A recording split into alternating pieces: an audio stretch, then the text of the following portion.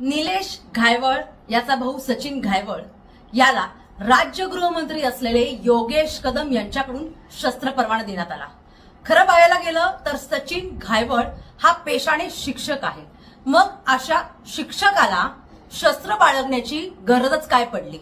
खरं बघायला गेलं तर हे राज्य सरकार, या राज्य सरकारमधले मंत्री, आमदार, खासदार हे वेळोवेळी गुंडांना पाठीशी घालण्याचं काम करत आहेत, गुंडांना प्रोत्साहन देण्याचं काम करत आहेत।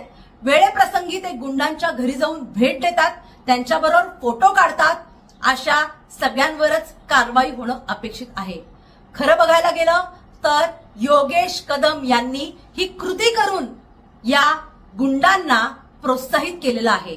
यांना गुंडांच्या टोळ्या वाढवण्यासाठी एक प्रकारची मदतच केलेली आहे।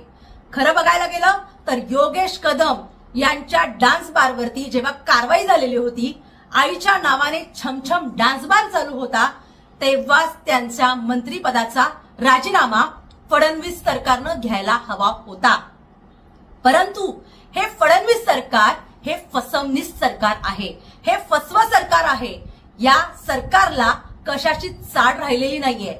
खरं बघायला गेलं तर तेव्हाच त्यांचा राजीनामा अपेक्षित होता, तो न घेतल्यामुळेच कदाचित योगेश कदम यांनी सत्तेचा दुरुपयोग करण्याचे पुरेपूर जणू काही ठरवलेच आहे।